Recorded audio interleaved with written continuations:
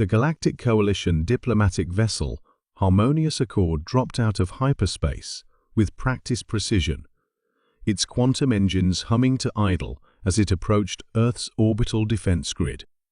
Ambassador XL Thorin of the Arcturian Confederation adjusted his ceremonial robes, his pale blue skin reflecting the soft light of the bridge, as he prepared to deliver what would surely be the most difficult message of his 3-century career. "Open a channel to Earth Central Command," he instructed his communications officer. The Coalition delegation behind him shifted nervously. Earth, the youngest member of the Galactic Coalition, had been admitted merely 50 standard cycles ago.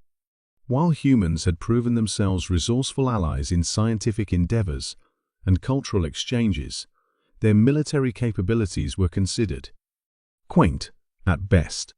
Their handful of light cruisers and orbital platforms was centuries behind Coalition technology, which made the coming war with the Virax Dominion all the more unfortunate. "Channel open, Ambassador," the officer announced. The view screen flickered to life, displaying the weathered face of Admiral Helena Chen, Earth Defense Force Commander. "Ambassador XL Thorin," Chen nodded respectfully. "This is an unexpected visit." XL Thorin squared his shoulders. "Admiral Chen, I come bearing grave news.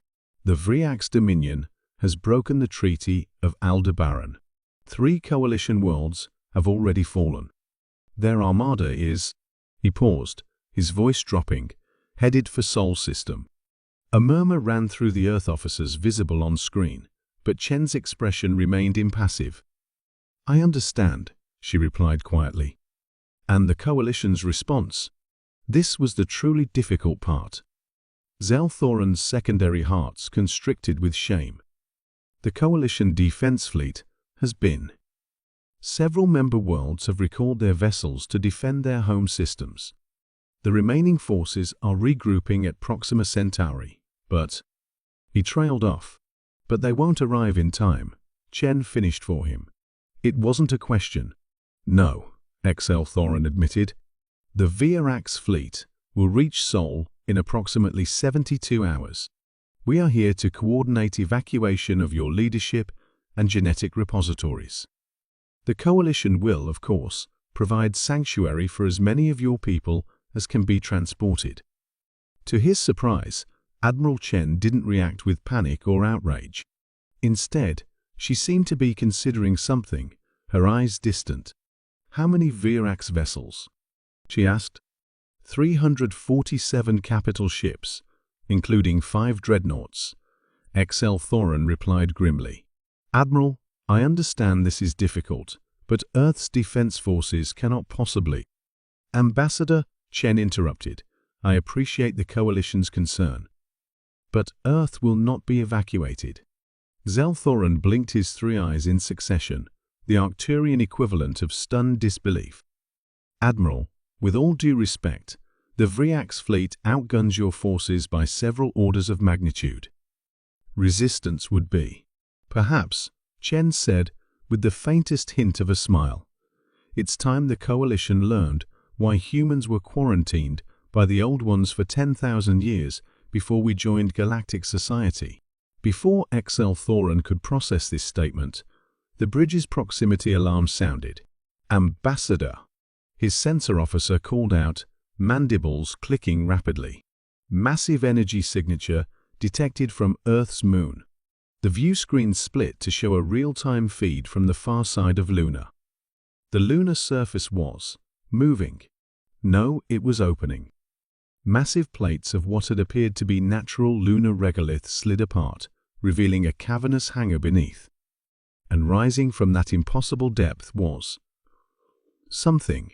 "By the first light," whispered XL Thorin as the object continued to emerge.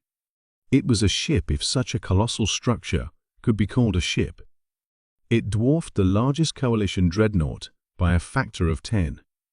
Its hull was midnight black, absorbing rather than reflecting light, broken only by pulsing red lines that traced incomprehensible patterns across its surface. "Ambassador XL Thorin," Admiral Chen said formally, allow me to introduce you to the TES Lazarus, Earth's first and last supercarrier. This is impossible, XL Thorin breathed. Our surveys showed no indication. It was designed not to be found, Chen explained. Built during what we call the Third World War, before humanity achieved unity. Buried on Luna when the war ended, placed in deep hibernation with a skeleton crew in suspended animation, to be awakened only in humanity's darkest hour. The Lazarus had fully emerged now, stretching 20 kilometers from bow to stern. Ancient it might be, but as it powered up, the Coalition vessel's sensors screamed warnings about energy readings that defied comprehension. Admiral, XL Thorin said carefully, "What exactly is the Lazarus capable of?" Chen's expression was unreadable. "The full capabilities remain classified, Ambassador.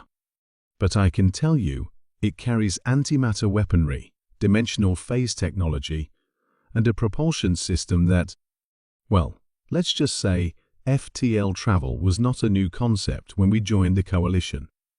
XL Thorin's mind reeled. Humanity had possessed such technology before contact, had voluntarily restricted its use. The implications were staggering.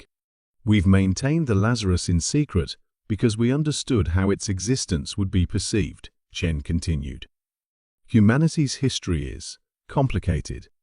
We've learned the hard way that our capacity for violence is matched only by our capacity for self-destruction. When we joined the galactic community, we chose to set aside certain technologies, certain weapons."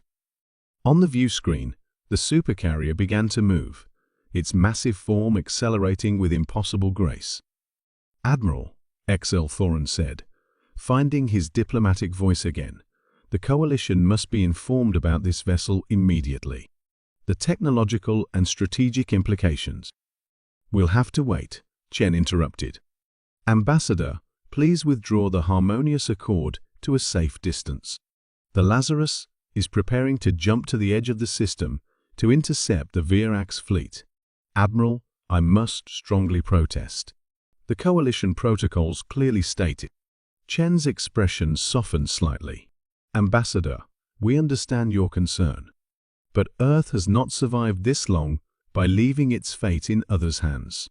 The Lazarus was built for one purpose, to ensure humanity's survival at any cost. That purpose has now been activated." As if to punctuate her words, the supercarrier suddenly vanished in a flash of impossible light, not the familiar blur of a hyperspace jump, but something entirely different. One moment it was there, the next gone, leaving only a fading geometric pattern in space where it had been. "What you just witnessed is a dimensional fold," Chen explained. "The Lazarus will reach the heliopause in approximately 30 seconds. XL Thorin stood in stunned silence, his diplomatic training failing him completely. Everything he thought he knew about Earth and its capabilities had just been upended. The implications for Coalition politics, for the balance of power, for the very understanding of humanity's place in the galaxy. "Admiral Chen," he managed at last, "when this crisis is resolved, assuming we survive it, there will need to be a serious discussion about Earth's technological disclosure policies." Chen nodded solemnly. "We understand, Ambassador, and we look forward to that conversation. But first," she said, her eyes hardening as she glanced at a tactical display off-screen, "we have a civilization to save." As the Harmonious Accord retreated to a safe observation distance, XL Thorin could not help but wonder what other secrets Earth might be keeping. And perhaps more disturbingly, what had humanity done in its past that necessitated building such a terrifying weapon in the first place and then hiding it from itself? The Virax Dominion was about to learn why the ancient Old Ones had quarantined humanity. And the Galactic Coalition was about to discover that its youngest member might also be its most formidable.